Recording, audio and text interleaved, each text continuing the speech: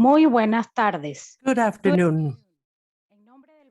On behalf of the Inter-American Development Bank, we wish to extend to you the most cordial welcome to this event, Success Stories and Opportunities for a Sustainable Economic Recovery. Thank you, everyone, for being with us today. At this meeting, we will learn much more about the role played by the Ministries of Finance, Treasury, and Ministries of Planning in developing and implementing frameworks of climate policies, effective climate policies that will contribute to an economic and social sustainable development. The event will take place in Spanish with interpretation into English, French, and Portuguese. You can select the language of your choice by clicking on the globe that you will find at the bottom of the screen. So to choose a language, please click on the world icon at the bottom of the screen. We will begin by hearing the statement by the President of the IDB, President Claver Carone. President, go ahead. Thank you very much. And please allow me to begin by extending the most cordial welcome to this event and express my very special gratitude to the Ministers of Finance from Barbados, Chile, Paraguay, and Uruguay. Welcome. But also to thank the Ministers of the Environment from Colombia, Costa Rica, and Peru, and the former Minister of Finance from Colombia, Mauricio Cárdenas, for being with us today. Thank you, everyone, for helping us think how our region can come out being stronger from this health crisis and climate crisis that we currently face. But what is even more important, to take advantage of the opportunities to build together a green, sustainable, and inclusive recovery. We're here to talk about the role played by climate policy in the economic, sustainable recovery of Latin America and the Caribbean. I am convinced that working together, we will attain the results that the region needs in order to come out successful from this crisis. More than ever, we have to do that. Every effort will count. Our region is extremely vulnerable to climate change, and investments must bring about the expected yields. All of us here have the responsibility of forging stimulus for economic development aligned with the Sustainable Development Goals and the Paris Agreement so that the region will move forward towards a green recovery. The IDB Group is committed to accelerating the road towards recovery. We will work in a strategic way, in a tireless way, with a joint agenda with the governments in each one of your countries in order to take care of the specific needs of each country. We have in our hands the possibility of changing the future of the region. I sincerely believe a future that is green, inclusive, and sustainable. And for that, we've put together our Vision 2025, Reinvest in the Americas, where one of the essential pillars is the action and the response to climate change. To invest in the future of Latin America and the Caribbean is investing in the fight against climate change. And every dollar invested in resilience can save us $4 in reconstruction cost and the post-disaster response. The good news we have is that the necessary investments to build resilient economies and zero net emissions are consistent with economic growth and employment creation. Zero-sum game. It is not a zero-sum game. Today, with the launching of the book, Climate Policies in Latin America and the Caribbean, we'll see how the countries in the region are on the way to that expected and desired and so much needed transition. We give several regional examples on how we can achieve an effective climate policy at the same time that can contribute to economic and social sustainable development. Undoubtedly, we will hear with greater detail the words from each one of the former ministers of finance and one of the authors of the book, Mauricio Cárdenas. Our role is to ensure a transition in order to come out of this COVID crisis. And for that, we need rapid, sustainable, innovative, efficient funding and better coordination amongst the different stakeholders. And this calls for firm and collaborative work. The IDB Group is working with governments in the region, with each one of you, in order to ensure that projects will bring about positive impact and that will continue to improve lives. Our initiative for the Amazon is a clear reflection of our commitment that will mobilize $1 billion in the coming 5 years in order to support sustainable and inclusive development of the Amazon region. And I believe we can do much more. And this is only the beginning. Our objective is to increase the amounts funded by the IDB every year from $12 to $20 billion generally. And based on the realities and the challenges in our region, we support our countries in their alignment with the Paris Agreement. And to take this a step further and to increase this goal, we must create and develop consistent goals and transform them into concrete results. That's why we're working with countries on reviewing the NCDs so that they will be instruments for planning and will lead us to sustainable development. Our region is even more ambitious with its development goals, and we are ready to be with you in this process. Together, we will work on a platform that will respond to your needs. We will hear Minister Cerda from Chile, who will tell us about the leadership that the country plays in the region in order to move forward with the climate agenda from the point of view of finance. And together, we will pick up the needs of all ministries of the economy and finance in the region so that together we can build our own concrete solutions. Last but not least, we have a very high-level panel of experts on this topic. Thank you very much, and I wish you a very successful meeting. And now I give the floor to our VPS, Benigno Lopez. Please, Benigno, go ahead. Thank you very much, Mauricio. As was mentioned by the president of the IDB group, we are committed to accelerating the process towards a sustainable economic recovery. By supporting the region in that transition to zero net emissions is a priority to align the social policies with climate policies. Together, we have some countries that are already working on including climate change in the fight against social and economic inequalities. But we cannot talk about development if development is not sustainable. I would like to clearly state that it is false to have elections between policies that support our vulnerable populations and policies that promote decarbonization. It is false that the election between policies that promote economic growth and decarbonization. In order to come out of this crisis, we have to wonder whether we can do this through a green, clean, and inclusive transition. Today, we know that this is possible. It is not only possible, but it brings with it employment, jobs, and provides economic benefits to the countries in Latin America and the Caribbean. A study by McKinsey says that renewable energies, particularly energy efficiency, creates 5 additional jobs for every $1 million invested. Uruguay and Paraguay, with their clean energy grids, are ideal places for high aggregate value investments that are characterized for consuming much more energy.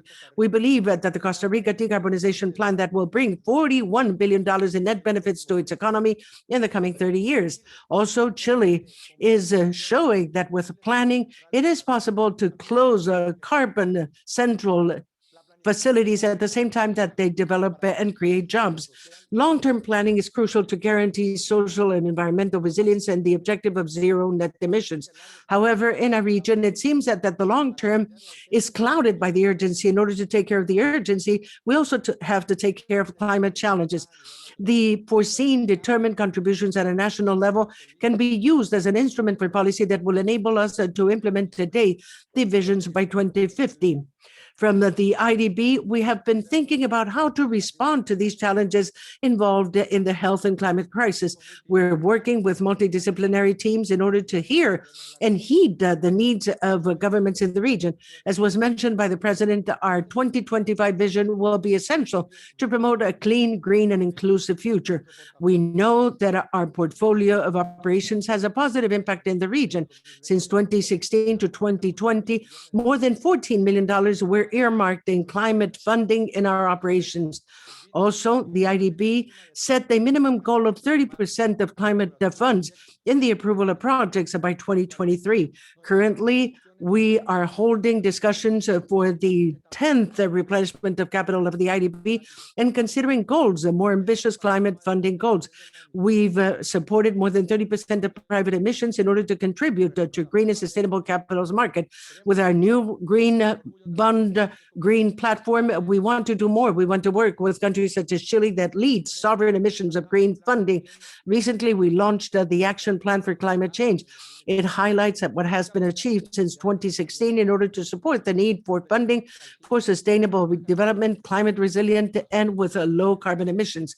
Also, the plan shows how technically we can include more issues related to climate change and sustainability in the work of the IDB group. The plan is concentrated on maintaining an ambitious climate action through the presentation of key priorities that will respond to the needs of countries. The opportunity is now. The need is very much in force, and the political will is here. This change will imply that all stakeholders should coordinate efforts. From the IDB, we believe that this work has to do with supporting governments, convening spaces, and coordinating these actors in order to implement actions in order to get a positive impact. That's why we want to support you with concrete solutions anchored to your needs that will allow us to learn from knowledge and experience from all. Sustainable recovery calls for an integrated approach by all sectors, where the leadership of ministries of finance, planning, and the treasury will play a key role. The purpose is to align public investment and institutional design as paths for sustainable and resilient development to climate change. Thus, we shall be working together with Chile and with the ministers of finance in order to create a platform concentrated on the needs of countries in order to provide our own solutions for Latin America and the Caribbean. In our annual board meeting, most of our governors pointed to these concerns. Minister Cerda made a specific request to support countries, and that request was supported by many others, including those that are present here today. Minister Cerda, for us, it is a key that our response be concentrated on the needs that you highlighted in Barranquilla and which were supported by governors. I want to thank you for your presence, your leadership, and to invite you to explain in greater detail this vision that was supported by the region. And very special greetings to the authors of the book who are also with us today. Thank you, and please go ahead, Minister.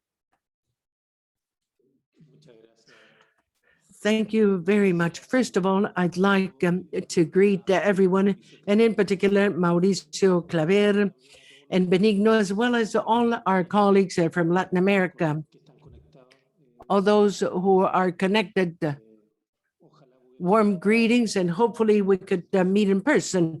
But considering the present situation, it doesn't allow for a meeting in person.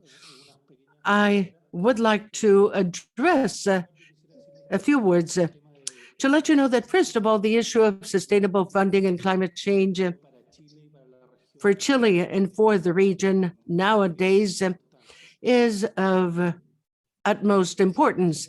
As you know very well, Chile has followed a policy where we've tried to have part of our emissions and debt issuance will be used in order to green places in such a way that for some time we've been issuing bonds that are related to climate change issues. One of the interesting things that has happened in the issuance of these bonds is that the demand for the bonds has been outstanding. And in fact, it has enabled the rates at which we've been able to issue these bonds has been even lower than the rates that we had with the other bonds that are being issued in order to fund our public expenditure. So from this point of view, it is extremely important for the rest of the world and for financial markets to see what happens in terms of climate change. And I believe that there's a very interesting space for Latin America that we should be exploring. Besides the funding situation, I believe that climate change is something that is occurring all over the world. And undoubtedly, it will continue to have an impact in the following years. From that point of view, it is important to be ready, to be prepared. But I believe that it is relevant to realize that the perspective from our point of view, from our countries, emerging countries, developing countries, could be a different view than that held by more developed countries. From that point of view, I believe that it is quite relevant to have all countries set goals on reducing emissions. But in a way, this does not have to go our development patterns. From that point of view, I believe that it is quite relevant to see the coordination that could be established as countries nowadays in Latin America. It is with that in mind that it is relevant to take a look at different strategies in order to reduce emissions as well as mitigation and future investments that have to be made in climate change.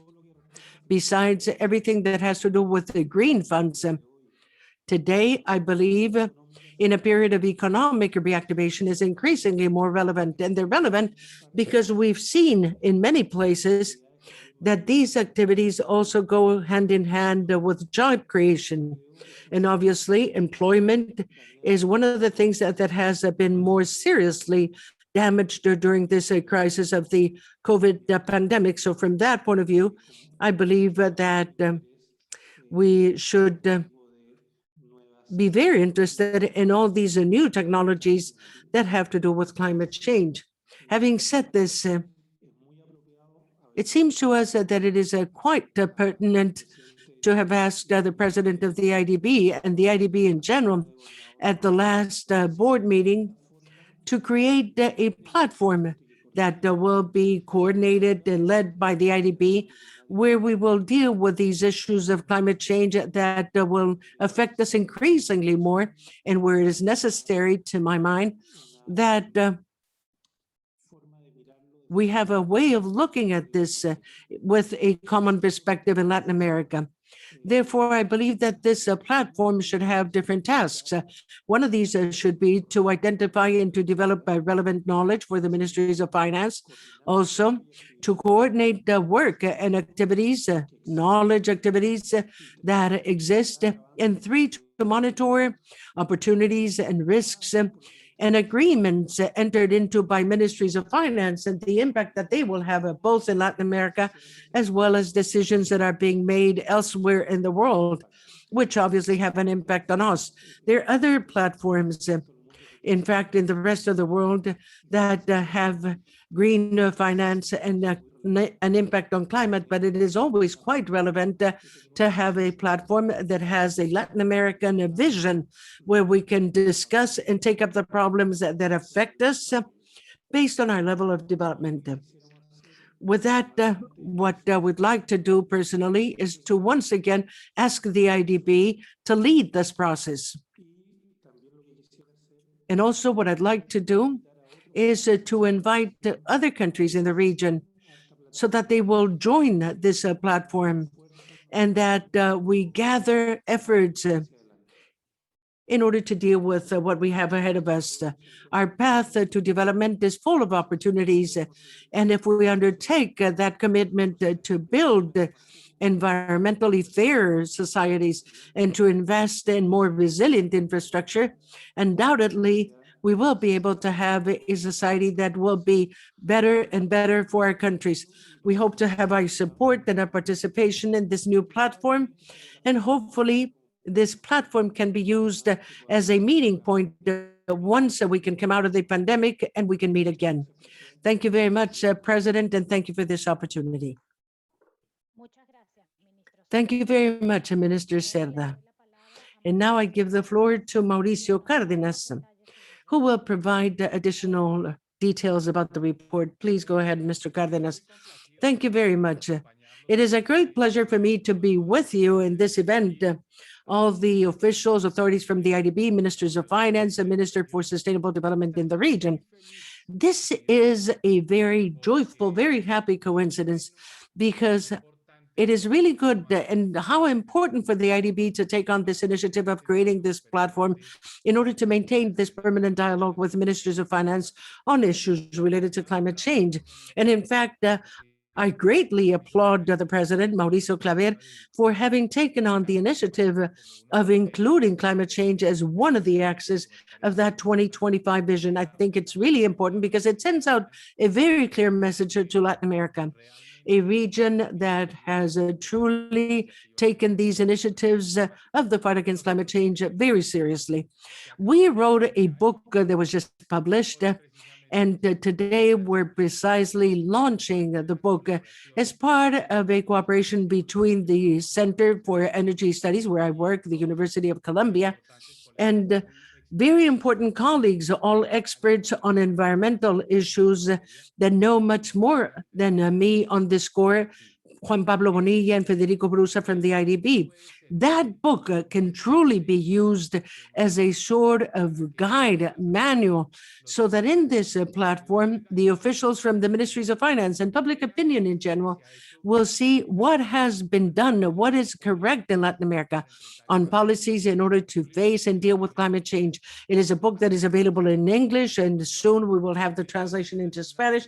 Latin America has a tradition of good policies, things that we can learn, examples from the different countries on diversification of the energy grid, and other countries and examples such as electrification of public transportation, countries that have made significant progress with the NDCs, with the way they've raised the level of ambition and have prepared the institutionality of government in order to comply with the NDCs. So we have good examples. But what lies ahead of us is what is really important. And I also believe that this juncture and this platform is so relevant. Why? Because Latin America, a year ago, was talking about the need for integrating economic growth agendas with sustainable development agendas, on how to be able to create the synergies between these two agendas. And that is an essential agenda so that this will be a successful decade. But Latin America today, that Latin America that is still involved in the COVID problems and that will have to deal with the aftermath, the effects, and the sequelae of this crisis, because now it acquires a very important political dimension. These issues are extremely useful in building citizen confidence, in creating channels that create a greater cohesion in our societies, and particularly with the middle class. So at times like this, where we see so much tension and stress on our streets, tension that has to do with poverty, an increase in unemployment, all these impacts that remain after the pandemic, these issues come out as the possibility of achieving cohesion with our citizenry, growth, and at the same time, compliance with our goals to reduce emissions. And that is why the ministries of finance should have the abilities in order to be able to move forward with this agenda in a faster way. Let's say that this is something that other countries in the world have already done. They've placed this agenda at the very core of the conversations of the ministries of finance. And this is something that we in Latin America have to do. They're successful cases, they're important cases. Minister Cerda was telling us about the progress made by Chile, but we have to make sure that this will be a constant in Latin America. And therefore, the platform that will be established by the IDB in order to help ministries of finance, in order to use all the instruments of the fiscal policy in order to ensure the success of this strategy is so important, because we need to introduce prices to carbon emissions. So we need to assess, in some cases, taxes on carbon, and in others, we have to assign a public expenditure and public budget in an intelligent way to reach more resilient investments in order to avoid those that ultimately are not productive, because in any manifestation of climate change, they're destroyed. So fiscal decisions must include from the very get-go this dimension. And the ministries of finance for that are not prepared naturally. They need reinforcement. They need to have access to this expertise, to this knowledge, to these issues. And this is what we do with our book. We try to talk with the ministries of finance and the officials, but I'm glad to see that through the platform, it helps us reinforce this. We couldn't have a more timely moment for Latin America than the current moment. And I insist, and I will conclude with this, because no doubt that I took longer, not only because of the impact on economic growth, and not only because of the impact on compliance with the goals that we set at the COP21 in Paris, and that have raised the level of emissions in many countries. And mine, President Duque, has made a huge effort, not only in order to attain those goals, but to make it even more daring, so that Colombia will reduce in 55% the emissions by 2030. But we need the fiscal instruments in order to do that. We need the Ministry of Finance on the budget side and on taxes, trying to guide those decisions in such a way that we can attain those goals. And as something that embraces all of this, a political moment in Latin America, there's no issue that is of greater impact on the young people, the people who suffer the consequences of the pandemic, the sectors that currently feel that they're not being heard, that they need a channel of communication with governments than this agenda. Nothing better than this. So it has a triple dividend: economic growth with employment and goals on reducing emissions, and a factor that will enable us to bring about the more citizen confidence and more cohesion so that our societies will be politically more compact and will be societies that will not end up in breakdowns and ruptures, but that through the agenda they will find a channel to hold dialogues and to heed each other. This is the time of the moment, and I'm glad to see that the IDB is supporting the ministries of finance in order to take important steps on this. Latin America needs this, and I'm glad that the IDB is there for this support and to do whatever is necessary in order to support the Inter-American Development Bank in this effort in order to raise its lever of capital, because that will benefit all people in Latin America. Thank you for the Thank you very much, Mr. Cardenas. And now we'd like to begin our panel with the words from our moderator and Vice President of the countries in IDB, Richard Martinez Alvarado. You have the floor, sir. Thank you very much, Maria Elena, and greetings to the authors of this book, and Mauricio and Juan Pablo. It is a pleasure, and Federico as well, and what a pleasure to greet Mr. Serdi and the panelists, of course. I'm aware of the many demands faced by these state portfolios of finance ministers in their day-to-day activities in our countries, and more so with the many economic and social vulnerabilities we're facing in the region currently. However, these emergencies often prevent us from considering all the different dimensions of the long-term problems like the environmental crisis faced by the region. That's why these platforms are so relevant and timely, because it helps us define the roles that finance ministers can play for the sustainable recovery and the construction of resilient economies, zero emissions. Up until recently, the questions of climate change were limited only to the environmental ministers. But this has changed. We recognize now that we need a much more comprehensive approach, since the climate agenda must include the commitment of multi-sectoriality, because it is a phenomena which does not discriminate. It affects all. Every growth factor, economic, social. At the IDB, we're aware of this, as Mauricio and Benigno explained, and we're working on this in a multidisciplinary manner, including the finance ministries.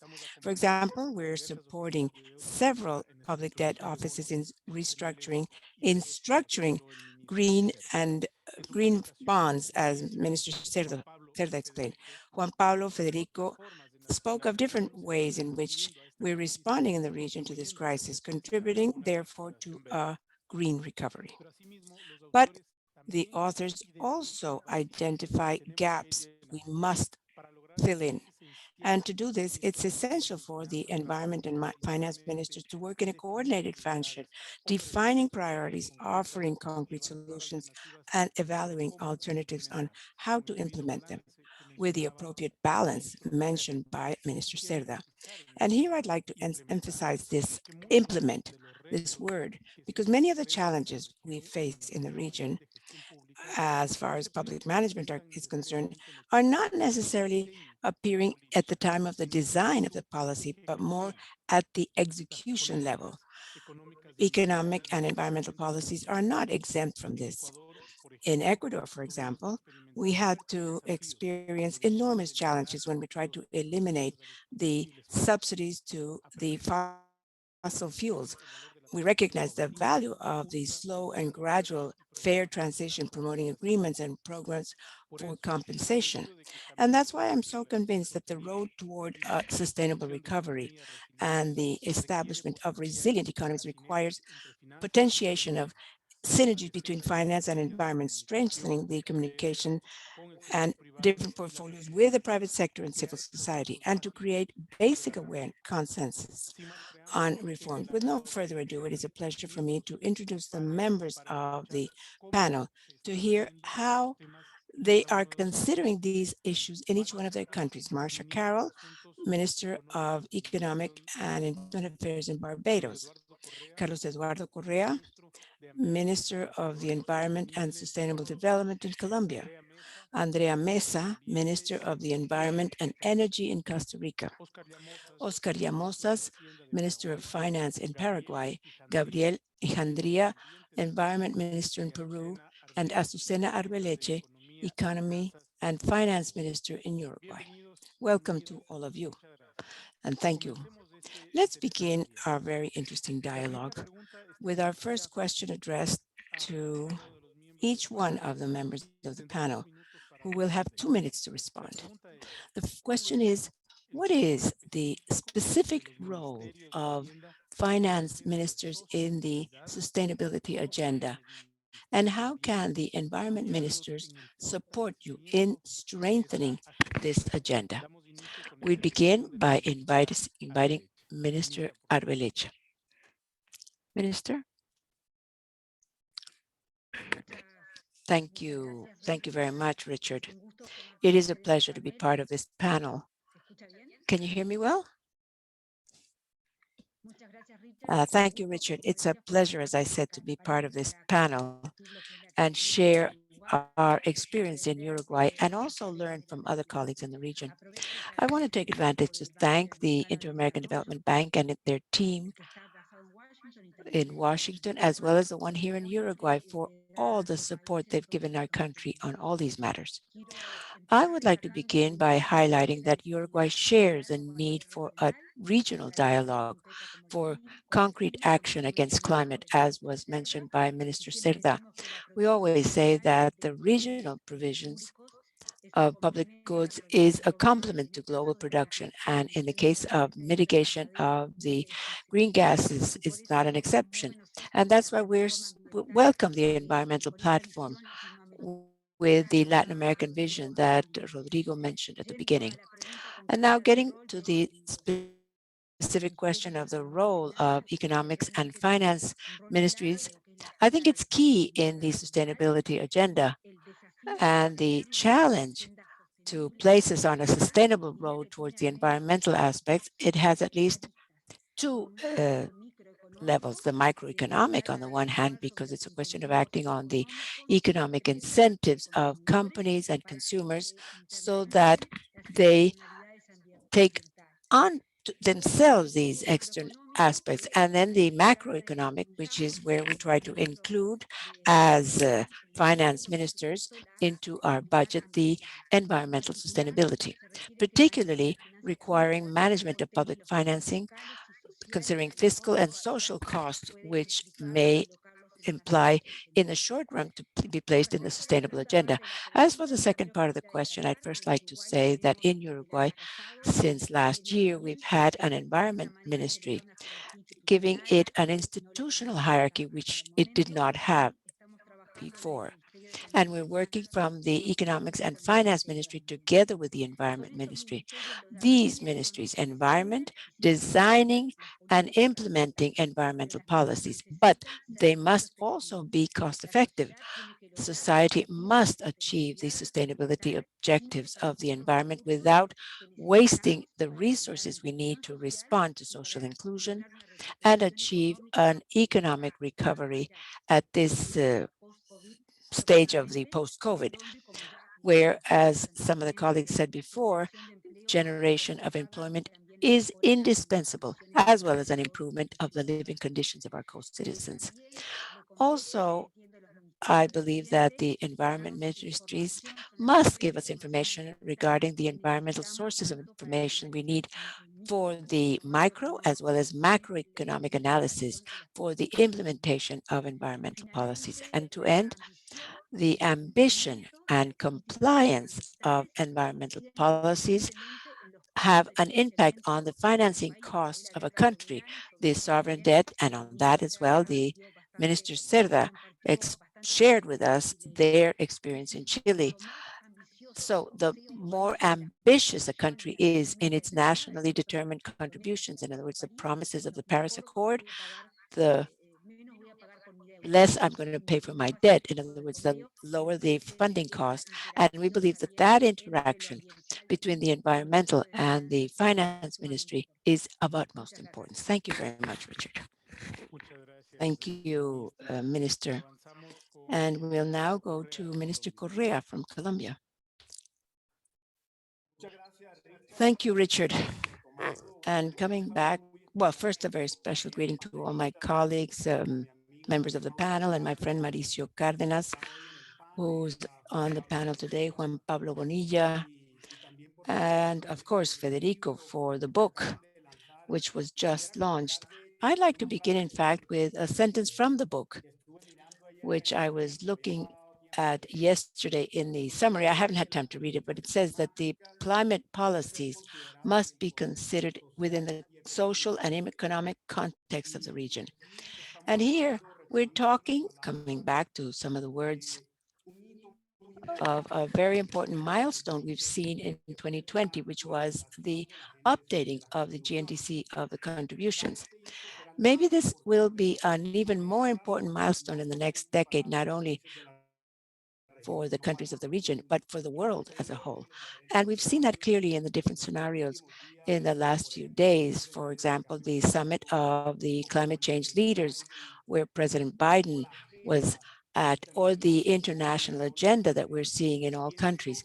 And they have two topics included, which I consider that in 2020 and 2021 have placed the world to a position where they speak the same language. First, the pandemic, COVID in 2020, and the climate change.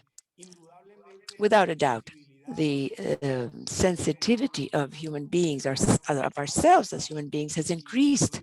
And today we see that there's a greater commitment to the protection of our natural resources, but even more so, the climate change, the climate change crisis. And that's why it's so important for us to consider the work of the Minister of Finance and the Ministry of Environment, advancing on that agenda together for the decarbonization. When we speak of the decarbonization agenda, we're talking about decarbonization of the economy. Particularly in Colombia, we have set for ourselves a very ambitious goal for the year 2030 to reduce the green gas emissions 51% and reach 2050 to be a carbon neutral country. And for this, we of course need financing, we need commitment, we need political will, and we need rigor and method in order to follow that road.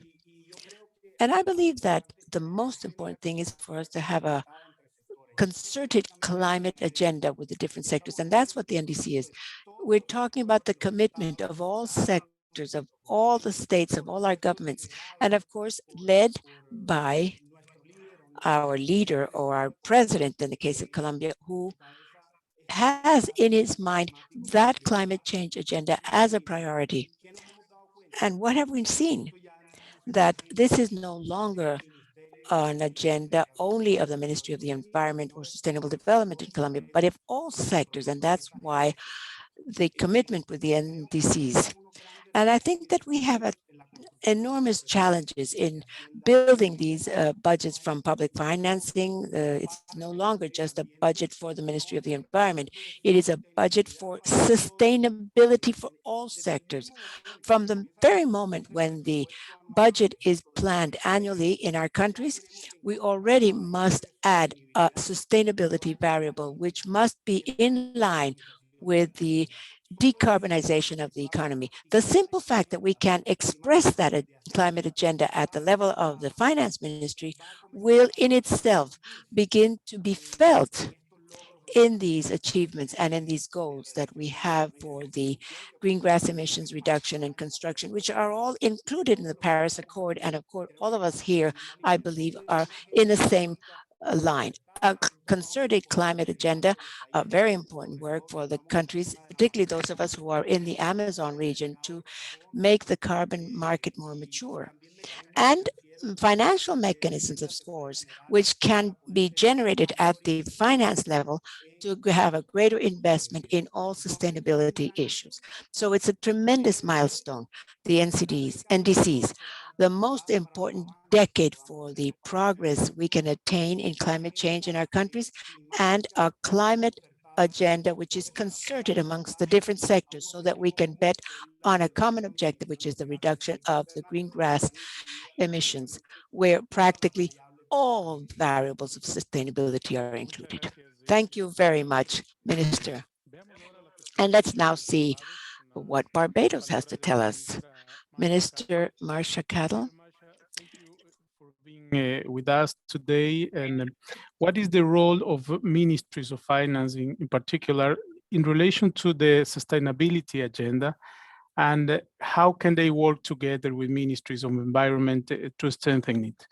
The floor is yours, Minister. Welcome. Thank you so much. Let me say good afternoon to all the panelists and colleagues at the IDB.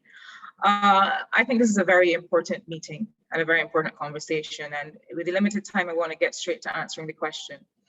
I think the role of ministries of finance is, first of all, to make visible the climate resilience agenda and the climate crisis. And I say make visible because we all know the kind of focus and influence that ministries of finance have in the governance of a country. They say that the way that a government shows its priorities is the way in which it allocates resources. And so in terms of a country's national budget, the role of the Ministry of Finance is, as others have said, to make sure that the sustainability agenda is financed, but in very practical ways. I know that in our own budget process in the Ministry of Finance, Economic Affairs and Investment, we make sure that things like committing to the government of Barbados only for all new vehicles to be electric.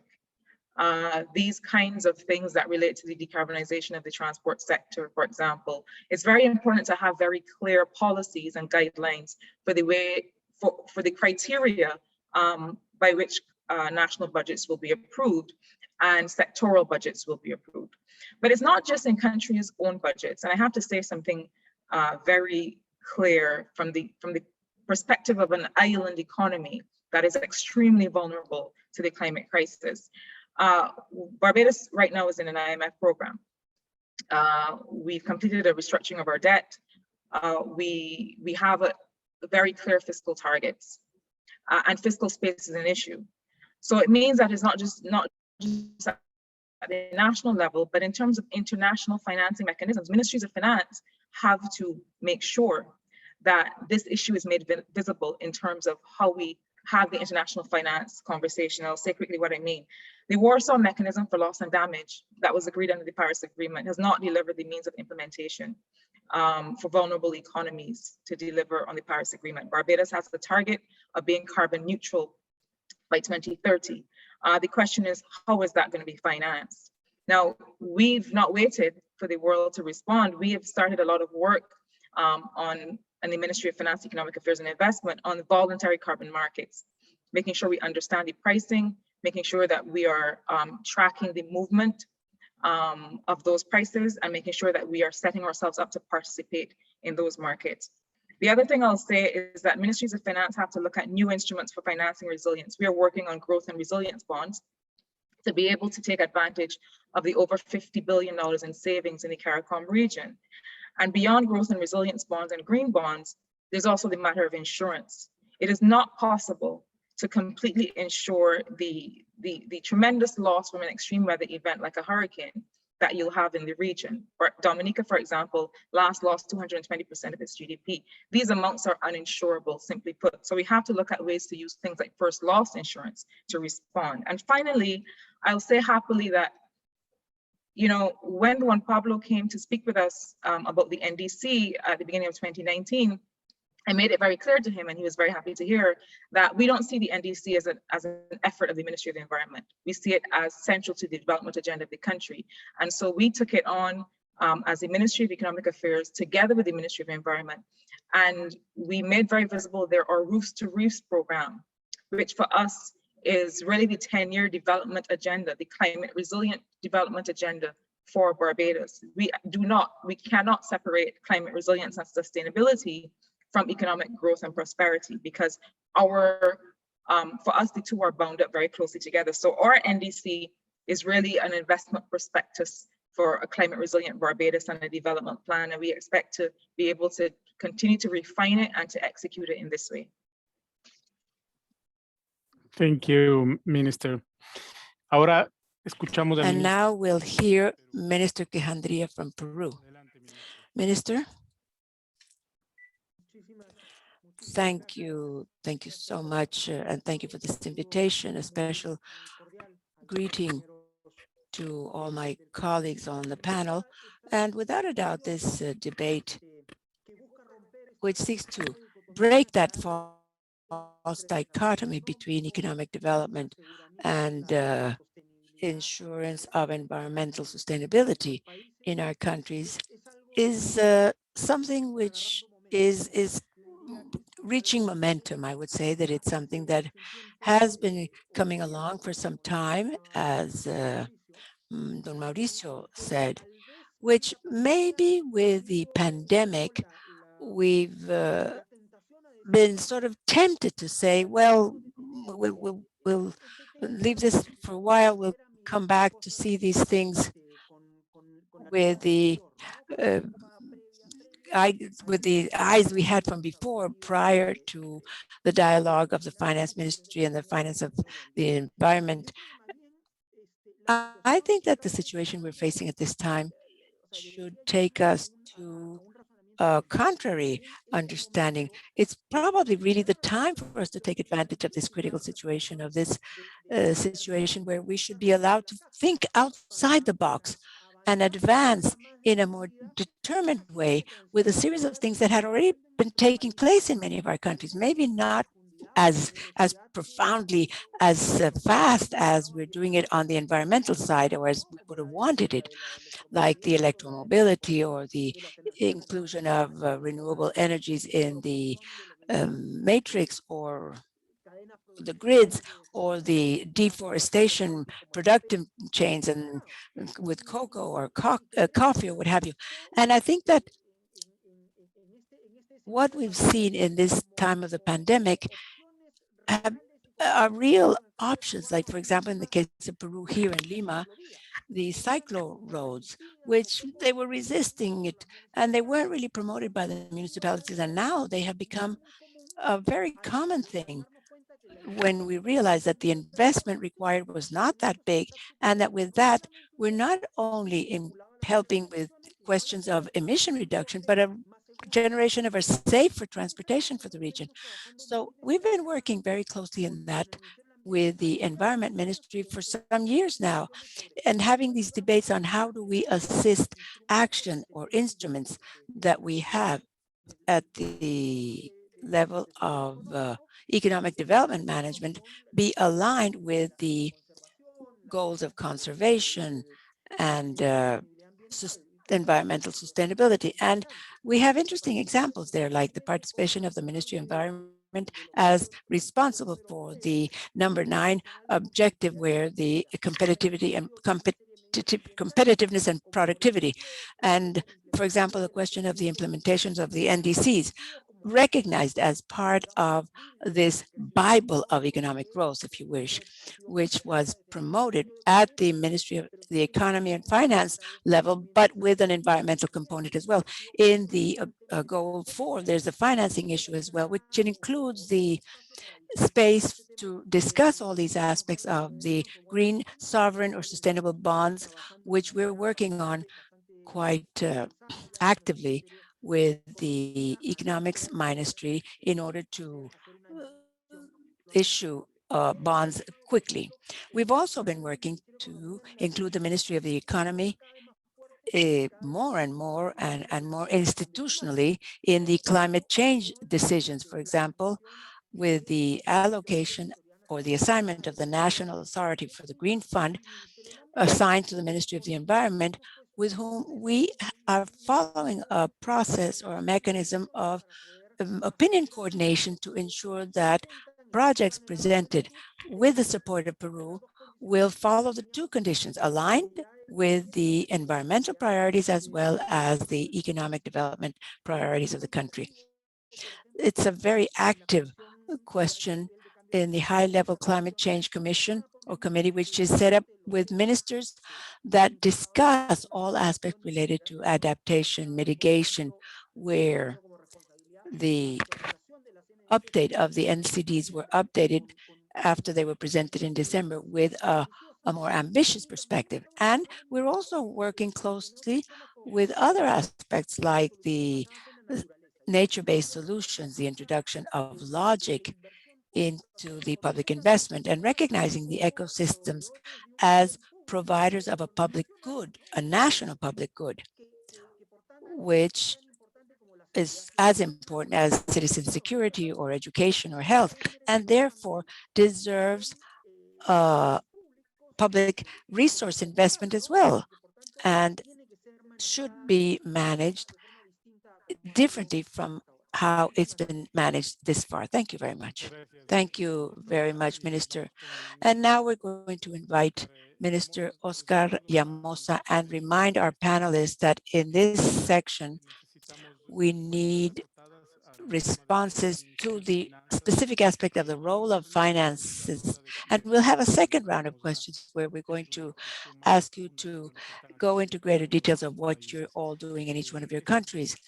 This initial phase is the platform itself, and I believe that your contributions are very important. We'll now invite Minister Llamosas. Thank you very much, Richard.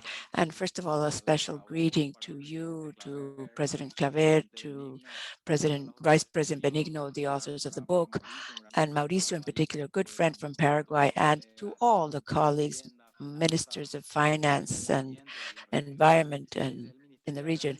At the Minister of Finance in Paraguay, we have a comprehensive vision to achieve economic recovery as a sustainable thing so that we can return to the growth road with economic development. The design and implementation of economic measures must necessarily consider the climate agenda to ensure a friendly, user-friendly recovery with the environment and the protection of our natural resources. The climate impact definitely goes beyond several sectors since it affects several social and economic variables as well as political variables. Just to mention a few examples, in our country, when there are floods in vulnerable areas in the cities due to the climate varieties or the disorderly growth of the cities and the informality situations, is not a problem that is just a hydrologic or urban planning problem. It's more of a social, political, and economic problem as well, which has to be resolved comprehensively with lasting solutions in time so as not to fall into the similar situations repeatedly. These events affect the provision and execution of public resources. And that's why as head of the economic portfolios, we must be involved and contribute to the social problems as well. For this reason, the climate solutions depend on appropriate financing from the fiscal policies, which must be designed effectively to avoid solutions that could negatively affect other sectors of society. I believe that the finance ministers must support with the provision of investments and technical and economic support, for which we must have studies of cost benefit of climate investments and initiatives and environmental protection, which would possibly be solved by mapping the budgets to consider the influence on the climate agenda, as well as the development of macroeconomic models to understand the fiscal effect, promote policies and reforms that encourage the green development of the private sector to make it easier to access credits and warranties, which means that we'd have to work with the Congress politically to achieve approval of certain laws and potentiate public investments that would have a mitigation or adaptation approach for which the national contributions must be quantified and prioritized with a fiscal approach. But above all, the role of all ministers, finance, environment, and others must be to watch the effects of climate change on society, not only in the short run, but particularly in the medium and long term. The climate change forces us to plan beyond a short term. Thank you very much, Minister. We now have the participation by Minister Mesa from Costa Rica. Minister, please Thank you, Richard, and greetings, everyone. And congratulations for the book to the team of Juan Pablo, Mauricio, and Federico. I will be very specific with the queries. The role of ministries of finance is essential in this process. And we believe, on the basis of our experience, that we can concentrate this on three major areas. One, fiscal policies, clearly that consistency that we must give to this entire fiscal framework to have zero net emissions, that is to say, to achieve the decarbonization. But I would also wish to stress and highlight the importance of talking of an economy that must also be nature positive, and where the issue of solutions based on nature is extremely important, and particularly important for the region because of our riches in biodiversity. So we're talking about the issues that have to do with the subsidy elimination to fossil fuels, and this analysis of carbon taxes, how we can redress this in order to be sensitive with the social issues, waivers, etc. So there is an essential role in giving it that consistency with those goals in order to achieve those long-term objectives that take, and they need a whole set of short, medium, and long-term measures. And then there's another very essential role, which is that of transparency in expenditure and revenue. The Ministry of Finance ultimately plays an essential role. What is the priority on investments? Are these consistent, that generate jobs that lead us to those goals and that do not destroy nature?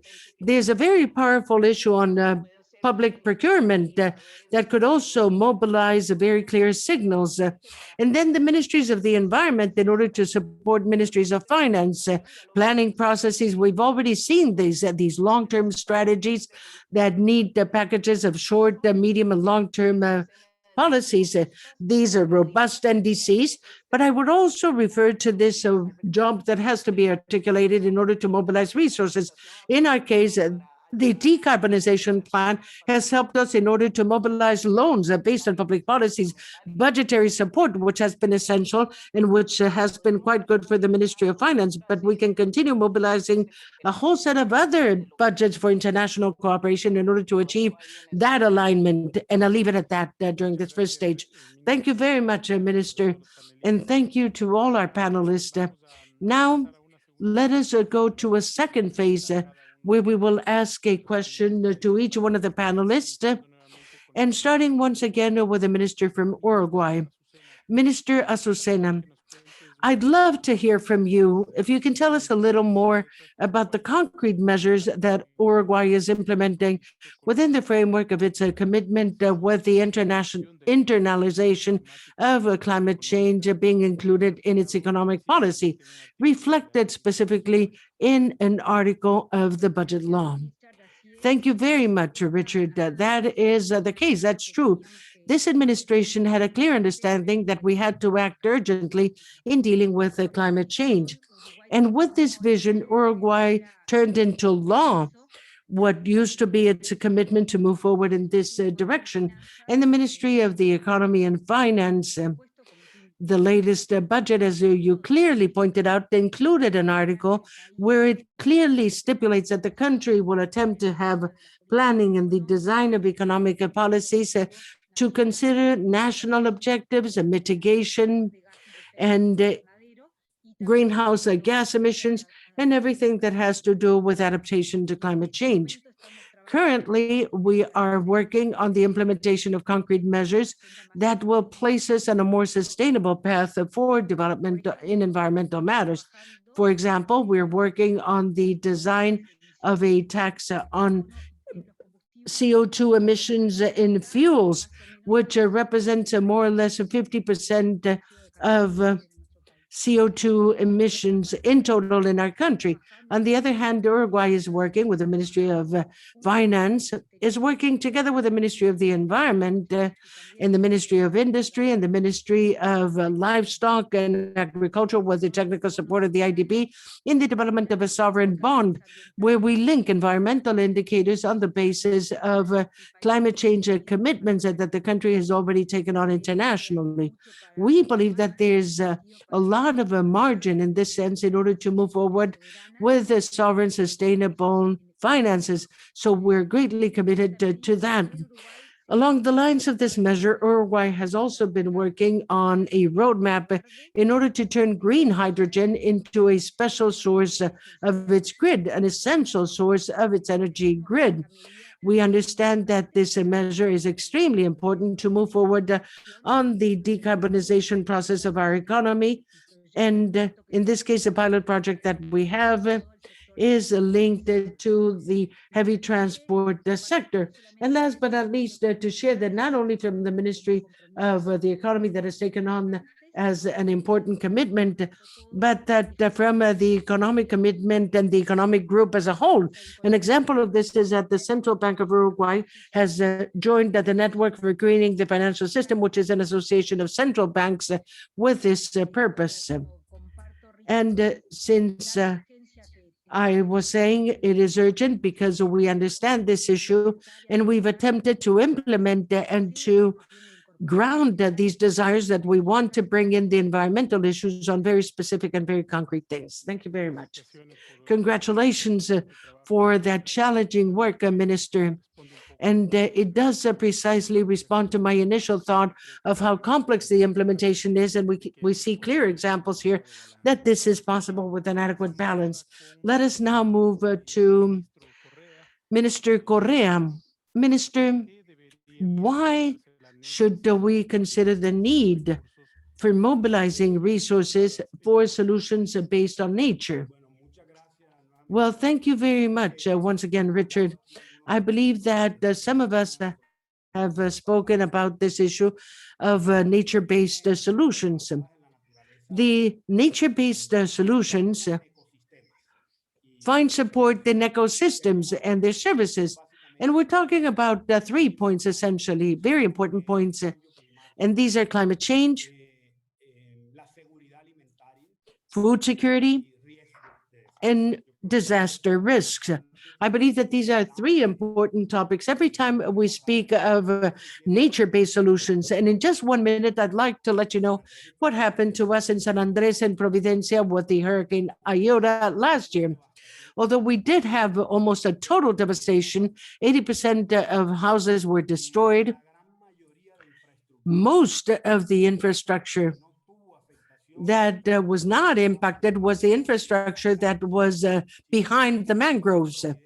Today in Providencia, the mangroves are called the Iota heroes. And with this, I always take advantage of the opportunity to give this as an example. This is a nature-based solution. How from the mangroves or the other project that we have in the Cispata Bay with international conservation that already has its first certification of blue carbon are important solutions of climate change that help us reduce the risk. But at the same time, they help us with the economic reactivation, which is one of the issues that we're discussing here today. Employment generation, income generation through the sale or marketing of carbon bonds, in this case, blue carbon. And it is here where I see a vital importance of the solutions, nature-based solutions in this new stage that we undertake of clean growth, green growth, and obviously that commitment that we have for decarbonization. It complies with all its functions, having a nature-based solution. And in this case, in Colombia, major investments are being made on agriculture, sustainable agriculture, on issues that have to do with the restoration of coral reefs, seeding and restoration of mangroves, and to teach people. We need a lot of environmental education. We do need this environmental education so that we can all understand the power of nature in the solution of many of these problems that in turn also help us in generating revenue and economic recovery, and also on the path to decarbonization. Thank you very much, Minister. And now for Barbados, Minister Carroll, extreme climate events contribute to the deterioration of Latin American Caribbean fiscal deficits and constrain national development goals. And given the fact that the Caribbean is particularly vulnerable, the question is, how have you included resiliency as a recovery strategy? Thanks. Well, Richard, first I will say that we haven't included resilience as a recovery strategy. Resilience is the recovery strategy. That comes with managing an island economy. I very much enjoyed the response from the minister from Colombia just now, because it really shows how closely integrated economic survival is with nature, and how we manage the environment and how we're able to use it as a tool. So I'll just say a few things in terms of how we build in resilience. I think the first thing I would want to say is that for us, can also be no separation between physical or environmental resilience and financial resilience. The two go hand in hand because one determines the other. A complete loss from a hurricane or even slow onset events like drought, as we're experiencing now in Barbados because of the climate crisis, that can completely remove all of your fiscal space. And so the two are very much linked. So Barbados is the largest issuer of natural disaster clauses in our debt instruments. And we had to do that because when we restructured our debt, because we needed to make sure that if we had another such event, that we would have a space of 2 years where we did not have to make payments, and that we could have a real chance and provide a real chance for the people of the country to be able to survive and to recover. So that's been a key part of how resilience is our recovery strategy. There are also a couple other programs that we have. We have a program in response to the pandemic that sees the government investing through equity in the re-engagement of workers in the tourism sector. As you may know, tourism-based economies were the hardest hit by the pandemic. And in order for us to recover to the pandemic and recover in the context of climate, we have to make sure that that sector continues to be a platform for growth, but also that the people who are engaged in that sector do not now become vulnerable as a result of what's happening. So we have a program called the BEST program that I've shared with colleagues about before. And one of the things that's involved in that is not just us involving in the re-engagement of workers in the sector, but also to make sure that any hotel or hospitality entity that signs up for that must be involved in a greening and modernization program. So it means that those companies have to build into their business model and into their strategies a green recovery and greening of their plants and greening of their processes. That is similar to what we're doing in our housing sector. We have a big gap in terms of the demand for housing, the demand for affordable housing. So we've launched a project called the Home Ownership Providing Energy Project. And what that does is that provides affordable housing to Barbadians, but it offsets the pricing by using renewable energy technology, solar PV systems on the roof to make it cheaper, more affordable for those people. It gives them an income earning opportunity by allowing them to sell that energy into the grid and to really build resilience into their own lives and the way they're able to manage.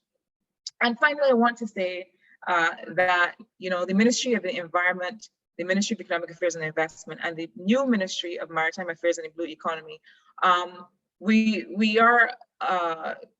work hand in hand, because Barbados has as an economic space a marine area that is 424 times our land space. And so a lot of the work that we're doing now is related to marine managed areas and making sure that we can build in the resilience and the sustainability of the marine and fishing sector and secure it as an economic growth space for future generations. Last thing, Richard, that I'll say is that, the others were talking earlier about ministries of finance being able to identify fiscal instruments. But I think the other thing that really needs to come out of this conversation is that we also need to carve out fiscal space. We also need to look at the way that we understand fiscal policy and public finance in our small countries, to be able to make sure that we have the means of really executing. Barbados as a small island that does not contribute to the emissions, but certainly is impacted by them. we have, in solidarity with the international community, targeted being carbon neutral by 2030, and we have a whole program on that. But I think that this year at COP, we really need to see that solidarity reflected in the financial agreements that we come to for small island economies and middle income economies. And I look forward to us continuing that conversation. Thank you, Minister Carol. I really like your answer. Resiliency is the recovery strategy. And thank you. Me dirijo ahora al ministro. Now let me address the Peruvian minister, the Minister for the Environment. What opportunities, Minister, exist in your country in order to achieve a sustainable recovery? As I pointed out in my previous comment, I believe that we have a huge potential linked to promoting a whole set of transitions that were already underway. An interesting issue could be looking at going back to the push that we were giving to renewable energy auctions. In the case of Peru, and there has been some analysis done by the IDB for the region, which shows that the program has been successful in terms of promoting the inclusion of renewable energies into the electric grid. We went from having less than 0.5% in 2012 to currently having almost 7% of electric generation based on renewables.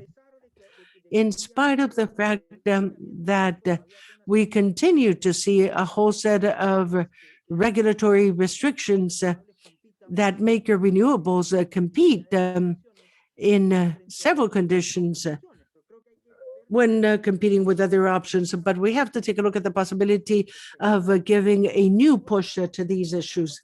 Another line of work has to do with issues related, and I mentioned this previously, related, as I was saying, to investment in nature-based solutions. And on that, an interesting topic, that is to say, once we go back to the possibility of having a mass tourism, the whole issue of investment in protected areas because of tourism, because of sustainable use in those protected areas that allow us to have that.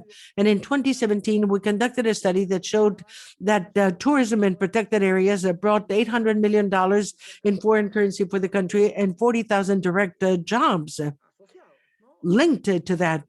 And this with a yield or a return on investment of $40 for every dollar investment in management of protected areas as a result of tourism. So we are promoting the fact that protected areas should be seen as a laboratory to put to a test new forms of regulating and management of natural resources, and that they can be used in order to promote as a laboratory so that later on we can escalate this or be brought to more complex or more open governance sectors like management of non-wood resources and managing fisheries resources. Ultimately, the issue of circular economy is another issue with a huge potential. This entire discussion on one use of plastics, the issue of recycling, of cleaner production agreements, where the industry takes on commitments that can clearly be seen as commitments that not only have an environmental benefit, but that they generate savings and an increase in competitiveness in the long term in the private sector that we've begun to see with the Ministry of Production. We started to discuss this with the Ministry of the Economy. So it seems that we have very clear options in betting towards a reactivation, as Minister Correa said, taking nature as an ally. Thank you very much. Excellent. Thank you very much, Mr. Minister. And now a question for the Minister in Paraguay. How are you focusing, Minister, on the post-COVID recovery with a green agenda? Thank you, Richard. In Paraguay, as all other countries, or most of the countries of the region, is already facing this situation with the budgetary restrictions and reduced fiscal space, which is made worse, obviously, by the enormous fiscal effort made to contain the pandemic. This implies that all investments or expenditures will be doing in the future must be optimized and well justified. When including the green recovery into our plan, we're able to make future costs lower. And it's known that the environmental pollution and the carelessness with the natural resources will end up with additional costs on the production process and the development of countries. Currently, we're talking with the Ministry of Urbanism and Housing to prepare a housing manual for social sustainable housing using a passive construction and materials with a low carbon print, with less resources, with less long-term expenses, and offering an environmental solution or housing solution that could be sustainable. The green recovery also has synergies with other sectors in Paraguay. Any investment promoting efficient consumption of our electricity, which is 100% renewable with hydrocarbons and biomasses, is an economic and environmental strategy which is quite effective. And at the same time, we must try to find energy efficiencies because our sources of renewable energies are not unexhaustible. I mean, the idea is to reduce the loss of the distribution system and the management of power peaks to improve the use of hydroelectric plants. A green agenda would help solve many problems at the same time and would respond to the most vulnerable population. I think that this is obvious in many other countries of the region as well. And finally, Richard, I'd like to take advantage of this opportunity to reinforce the invitation we made at the Assembly of Governors with the Minister of Finance with Chile. We're organizing a regional meeting to discuss how to decarbonize the South American economies. It's a meeting that's being supported by the IDB as well as CAF and the Columbia University. Currently, we have the completed agenda and the invitations are already being sent out, hopefully this week.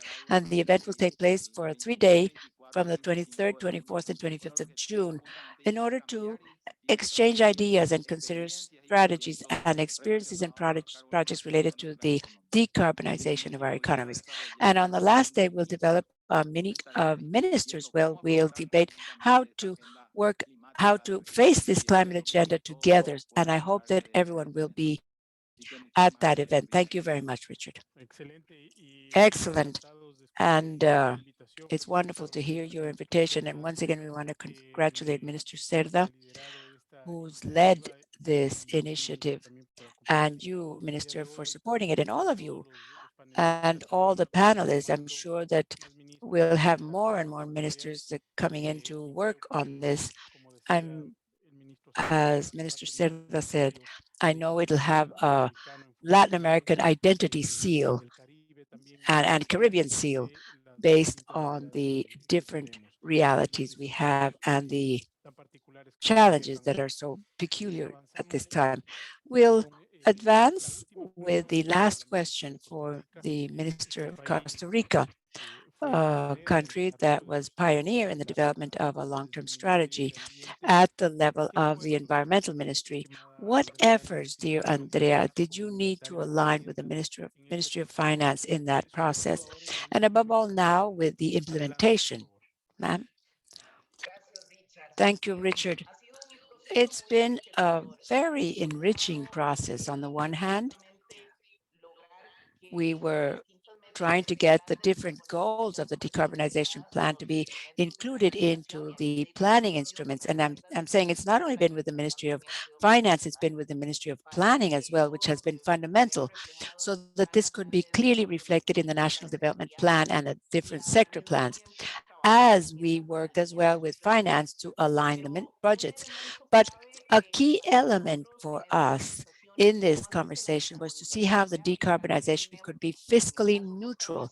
And in the case of Costa Rica, close to 18% of the finance income is from the hydrocarbons. So it's been sensitive, complex conversation. We've had to analyze it in detail. Thanks to the IDB, we've we're reviewing the fiscal impact of the decarbonization plan, particularly for the transportation sector, to see how we can align the different instruments to give the signals consistency, but for the process to be fiscally neutral as well, and then begin to debate a lot of the idea of electrifying many things and see how we can move the subsidies from one place to another. For example, we've had important discussions right now with the GLP gas and how we can change the subsidies from one place to electricity.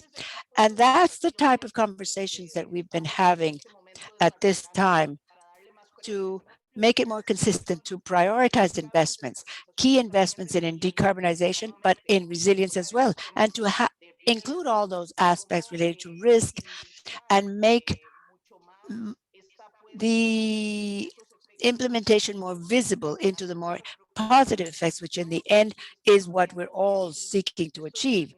In the end, this is a question of what's the development model that we're betting on. And with that long-term vision, as I said, we've said it has to be zero emissions, but also positive with nature or nature positive, which I think is another adjective which is very important to include into our narrative. We're talking about nature-based solutions, but how do we make it more consistent?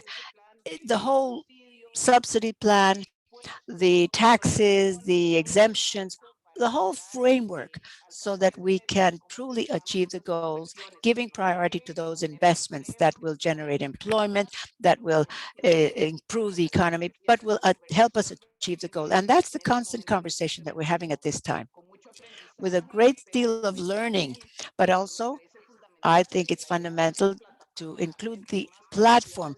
The more capacity is generated in the finance ministry, the greater the interaction, the greater the meeting with the environmental ministries, because that will make it all much easier. Thank you. Thank you very much, Andrea. And the team has just written to me. We're going to the closing words in a few minutes with Florencia, but the team has just written to me asking that we take a picture. I wonder if that's positive, or do we want to take advantage of the presence of the ministers here?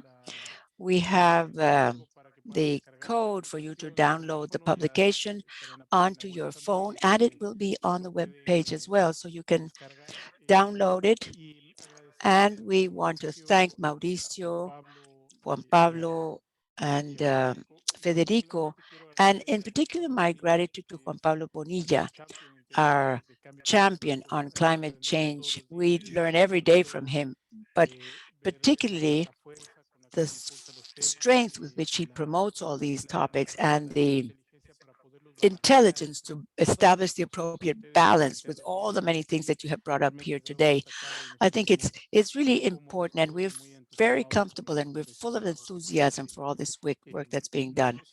I don't know if we're going to have the picture now, or shall we continue? Can the team let me know what we're going to do? I believe we're ready for the picture. Yes, we're ready to take the picture. Please smile.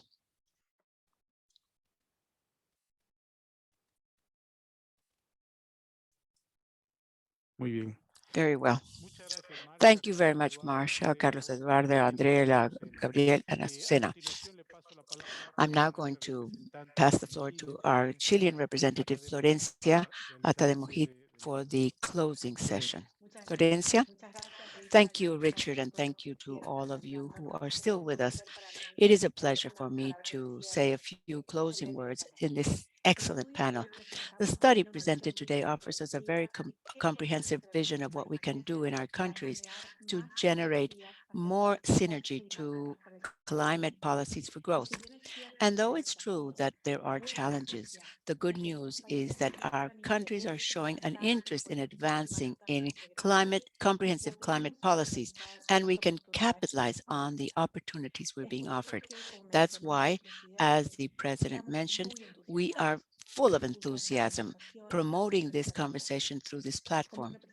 As a representative of the IDB group in Chile, I particularly want to express my gratitude to Minister Rodrigo Cerda for beginning this idea, and also for the support from the other countries who very quickly have shown an interest in the effort. Likewise, I'd like to thank the ministers Arbeleche, Cadel, and Mesa, as well as ministers Llamosa, Quijandría, and Correa, for sharing their inspiring experiences with us and for the honesty with which they spoke of their challenges. From Chile, we're happy to continue to work together in this very important vision of improving lives in Latin America and the Caribbean. The IDB group supports several aspects of the work of the government of Chile in climate action, particularly several initiatives led by the Ministry of Finance. From the very beginning, we have been supporting the public-private appointment of green finance, which includes many achievements like the Green Agreement, the Declaration of the Financial Authorities, and recently the restoring of activities plan.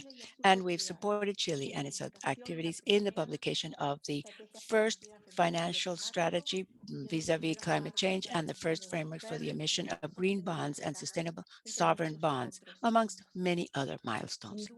Without a doubt, the Ministry of Finance and the Chilean financial regulators have assumed a very important role facilitating the channeling of public and private capital to achieve the carbon neutral situation for 2050 and to increase resilience to climate change. As an IDB group, we will continue to support Chile and their people in this effort.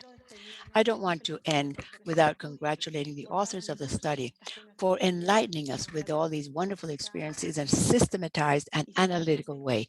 And to end, I'd like to thank you all again for being with us here. Thank you, and we'll see you next time from Chile.